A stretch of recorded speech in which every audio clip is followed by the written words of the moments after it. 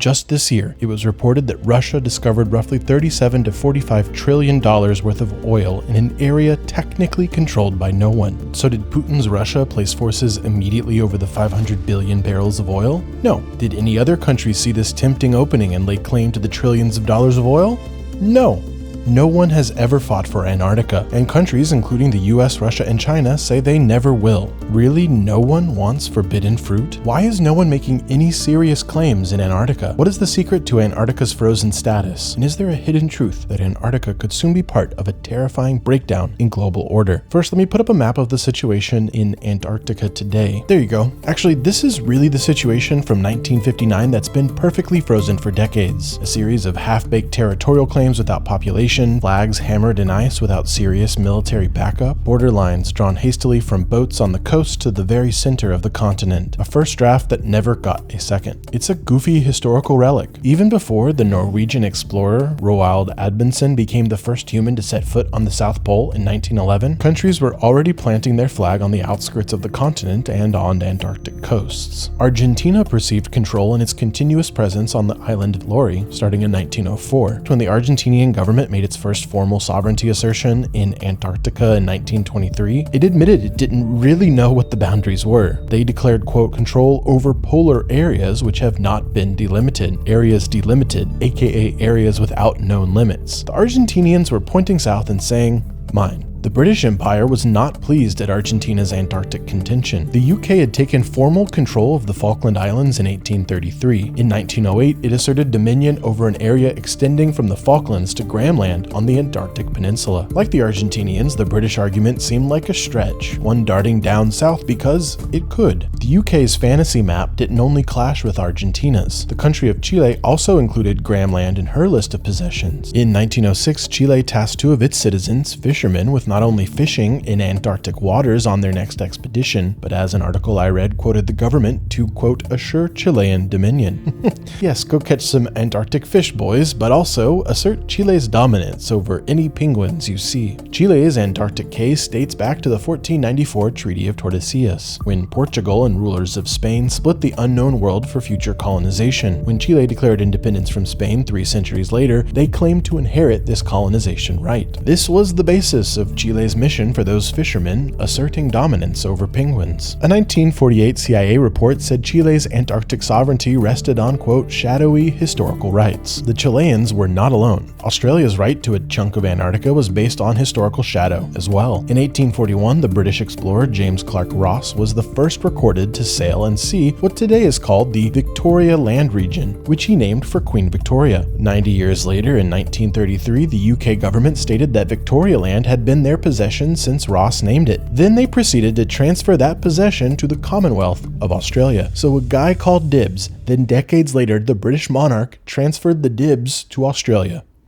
Legit. That's also what occurred for the Commonwealth of New Zealand, which received a chunk of Ross's discovery from the United Kingdom in 1923. In fact, British and Commonwealth lands added up to about 50% of Antarctica, what I saw Norway's government snarkily call a, quote, wish list based on the, quote, virtue of their discovery. But don't dish it out if you can't take it, Norway. The virtue of discovery also seemed to be the basis of Norwegian Antarctica. They started whaling in the area around Antarctica in the 1890s. Within 25 years, they had 5 whaling stations on land. In 1927, 29, 31, and 39, they sailed to various places and called dibs. The final assertion on the map was that of France. Like the British, the French based their desires on an 1840 explorer who sailed to Antarctica and named what he saw. In 1924, the French formalized their claim, helping themselves to a slice of Antarctica extending from the shore all the way to the South Pole. But there was a massive problem for powers who wanted to try to say they had Antarctic heritage and carve a block off the frozen continent for themselves. There were no people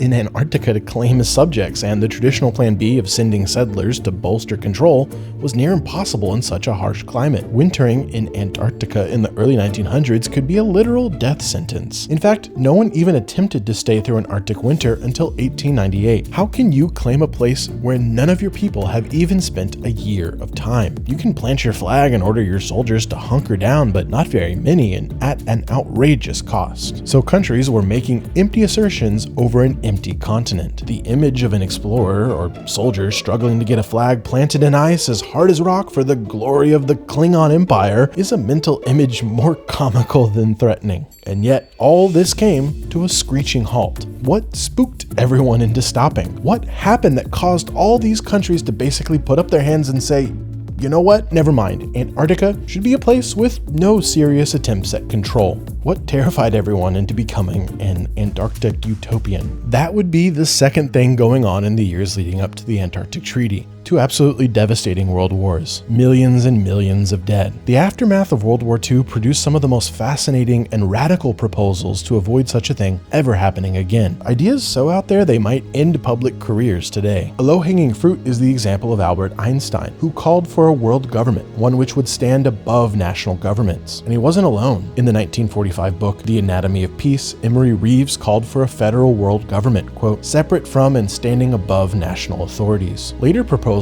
imagined a proportional legislature for the entire globe. Its military would be exclusive. All others would be banned. The idealism even infected those who would come to hold high office. A 1949 U.S. House of Representatives committee hearing titled To Seek Development of the United Nations into a World Federation produced legislation with the goal of world government able to enforce a permanent peace. It was sponsored by future Vice President Hubert Humphrey and future President of the United States, John F. Kennedy. Now, the United Nations we actually got was far more modest, with an unquestioning respect for national sovereignty and a Security Council predisposed for paralysis. But though the 1945 UN Charter was not nearly as radical as previous proposals, the UN's early activities still had an aura of utopianism, a utopianism that will have consequences for our story. The first step toward a probable democratic federation is being explored. Millions of people are now being asked to pass judgment upon a most important foreign policy decision, affecting peace not only for them, but for all of the United Nations. In 1946, President Harry Truman asked former First Lady Eleanor Roosevelt to be a delegate to the United Nations. There, Roosevelt became chairman of the committee tasked with drafting the Universal Declaration of Human Rights, which she did in earnest alongside members from all over, the UK and France, yes, but also China, Lebanon, and the Soviet Union. There's plenty of valid criticisms of the institutions and systems built at this time. We'll get there, but there's no doubt of the sincere ambition of many to build a peaceful global order after World War II. This is the Overton window, the landscape of acceptable ideas from which the Antarctic Treaty was born. People scarred from world wars, willing to consider the outlandish for the sake of stopping future conflict. So in 1948, an American diplomat was sent to the capitals of countries that had planted flags in Antarctica in the preceding decades. His goal was to probe interest in a unique solution for Antarctica. What if instead of doubling down on fantasy, building and scheming and fighting and increasing tensions like humans had done throughout history, what if in the spirit of a new rules-based international order, everyone did the exact opposite? What if they agreed to give up all their Antarctic ambitions for the sake of science? Now that might sound overly optimistic, a bit out there, but as we've learned, many global order projects were out there in the late 1940s. So could the world really find consensus, go against instinct, hold hands, and make Antarctica the first shared conflict-free continent? President Dwight D. Eisenhower thought so. The man who qualified himself for high office through success in World War II was nonetheless determined to avoid military buildup in Antarctica, particularly between the USA and its new rival, the Soviet Union. One way Eisenhower used his influence to pursue Antarctic peace was by supporting the International Geophysical Year from 1957 to 1958. The program was a year of scientific collaboration to learn about the planet, and Antarctica was featured. The data acquired were shared openly, even between Cold War rivals. 70 countries and tens of thousands of scientists took part. It was cool. My imaginary producer is telling me to knock it off. Importantly, every country with some sort of stake in Antarctica was involved in the International Geophysical Year. Such was the success that the open question as the IGY came to a close was, what could be done to keep the good times rolling? An article from Eisenhower's presidential library quotes what he saw in the Geophysical Year, quote, the ability of peoples of all nations to work together harmoniously for the common good. At any other point of human history, this might have seemed naive, but in the post-war era, dreaming was mainstream. Other countries responded by intimating they would support Eisenhower, holding a conference to find a permanent, peaceful settlement in Antarctica. So he did. President Eisenhower invited countries to come to an Antarctic negotiation, held, quote, in the spirit of the international cooperation initiated during the IGY. The 7 countries with Antarctic claims attended, as did the USA as host, alongside South Africa, Belgium, Japan, and the Soviet Union. The Antarctic Treaty was signed in Washington on December 1st, 1959. The idealism of the post-war years prevailed as 12 countries, including the 7 with makeshift borders in Antarctica, agreed to freeze it all in place. No new claims or enlargement of existing claims, so that Antarctica shall not become the scene or object of international discord. The treaty banned military activity and weapons testing, including nuclear weapons. This would be enforced through making every inch of Antarctica open for inspections. Article 4 of the treaty ensured no future activity could be construed as reinforcing a country's sovereignty. In plain language, no one could start Antarctic colonies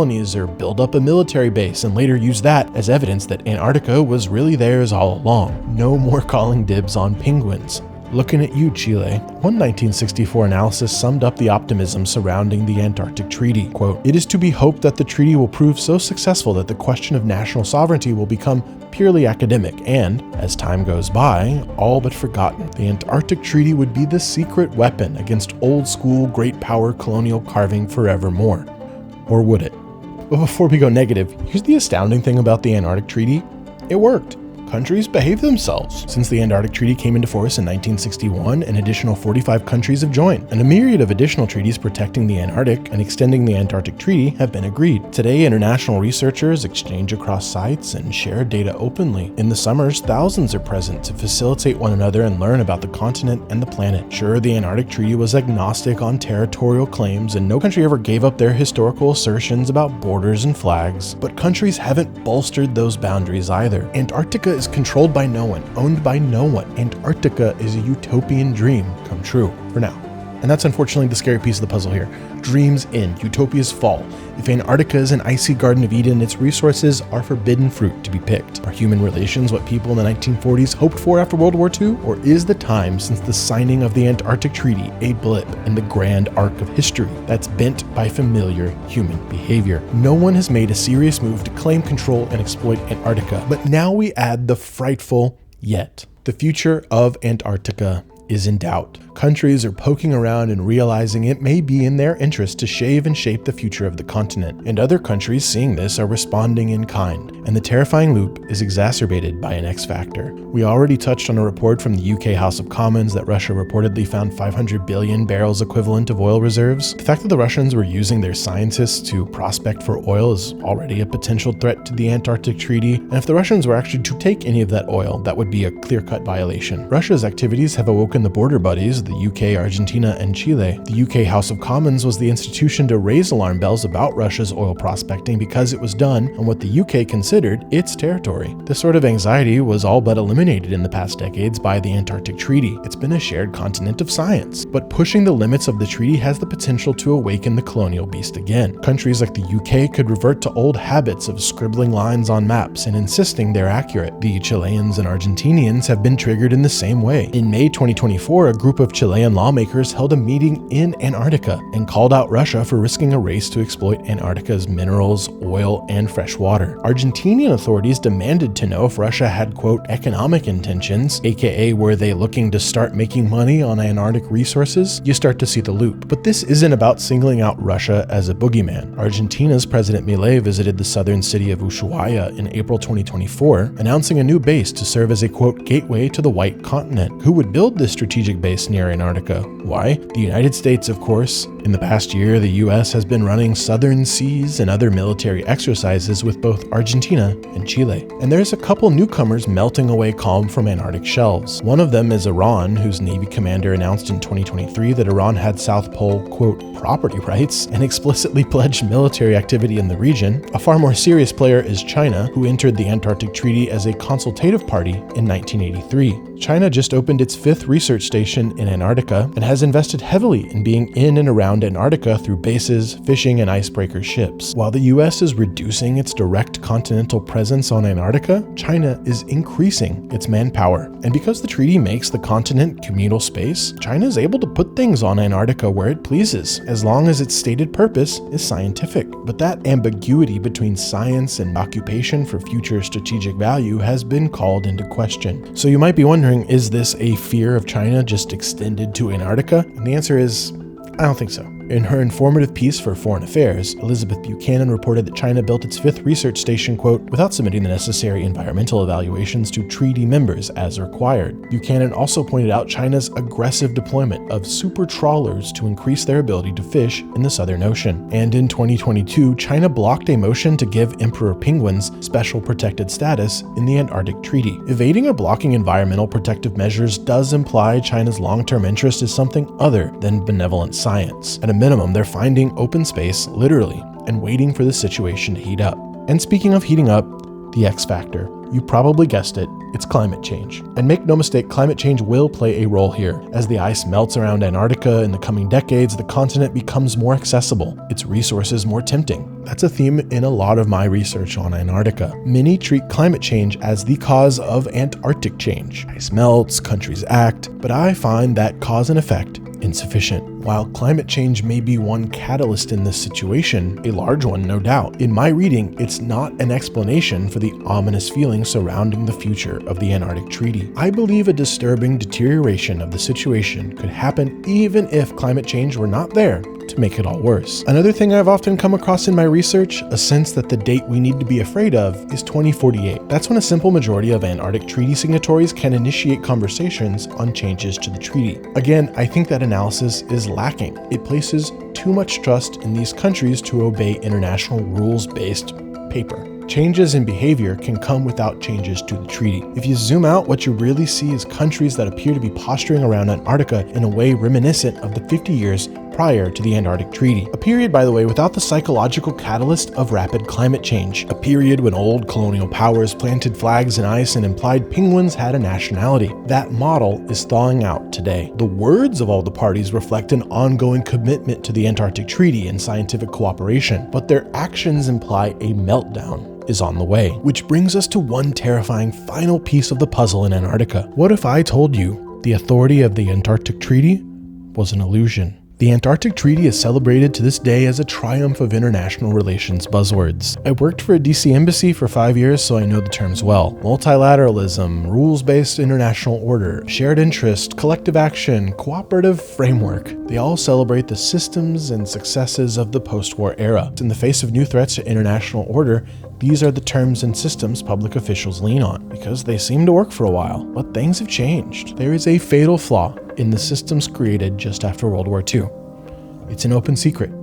They don't work without complete, total consensus, and they never violate a country's sovereignty. Consider the United Nations. The UN doesn't pass a sanction without unanimous agreement of the Permanent Security Council. So even if Russia invades Ukraine, you need Russia's agreement to sanction Russia at the UN, the World Trade Organization, the World Health Organization. Total deference to national sovereignty. How about the International Court of Justice? Again, deference to sovereignty. The ICJ doesn't have the power to enforce its own rulings. A judge can declare someone a war criminal, but unless the war criminal volunteers for trial, nothing happens. Even organizations known for being more effective, NATO, G7, G20, the European Council, none of them make sensitive decisions without consensus, total agreement between members. These consensus-based, sovereignty-respecting organizations work for a while in an idealistic world, as the world was for a little bit after World War II. But the institutions are ill-equipped to handle a cynical world with loads of disagreement. And in almost every other area besides Antarctica, the consensus is gone. Countries like Russia and China have long perceived the post-war order as fronts for Western interest. An institution where the default is to do nothing is a place to protect the global order at the time of the institution's creation. Why are declined empires like the UK and France still on the United Nations Permanent Security Council? You might say it's because the UN was never meant to live up to its ideals, but rather to fossilize the world as it was in 1945. The reality is being found out. Over the decades, countries have become more brazen in trying to counterbalance post-war order. The BRICS group is a transparent attempt to unsettle the status quo to the benefit of emerging powers, to challenge the dominance of the American dollar and Western grip on banking that meddles with efforts to invade a country like Ukraine or Taiwan. While that organization struggles to achieve its largest goals, some of its members have long since realized they can challenge the Western order without serious consequence. That's why it was so easy for China to stop the categorization of emperor penguins as a protected Antarctic species. No matter that everyone else agreed,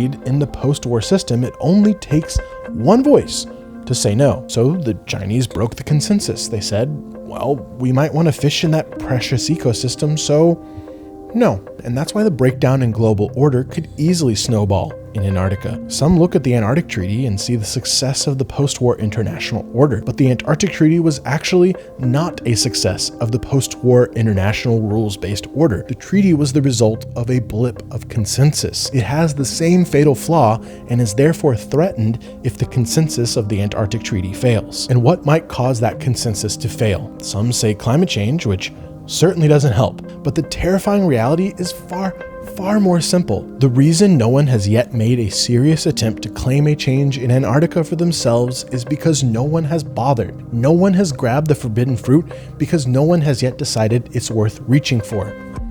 That could easily change. If this sounds overly simplistic, look elsewhere. The rules-based order has seized in Europe, where war has plundered borders and torn weapon treaties to shreds. Maritime agreements are chaos in the South China Sea, and escalation looms large. And if the United Nations and International Court of Justice keeps pace on writing non-binding letters of concern about the Middle East, they might deplete the world's supply of ink. This has been a long time coming. In the 1970s, Richard Nixon and his Secretary of State Henry Kissinger began to operate foreign policy with a prediction of how the world would come to be. In the 1970s, the world had two poles of power, the United States and the Soviet Union. What Nixon and Kissinger predicted was a world with multiple poles of power, the US and Soviet Union, now Russia, but also rising players on the geopolitical board would have influence. Europe, Japan, India, China. As these players emerged, their interests would assert themselves. The system built on the consensus of the winners of World War II would end. The global order would fracture. Some doubted their predictions would come true. When the Soviet Union collapsed and the Berlin Wall fell, some thought the West had won history. The post-war era was an inevitable development of history bending towards justice, but it's bent in a far more familiar way in the decades since. As poles of power multiply, the behavior of countries at the literal global poles will look more like what we saw before World War I and II, when lines were drawn for fear someone else might draw them first, when national interest in Antarctica trumped dreams of cooperating there harmoniously for the common good. The Antarctic Treaty's illusion of authority is cracking, and that's unsettling.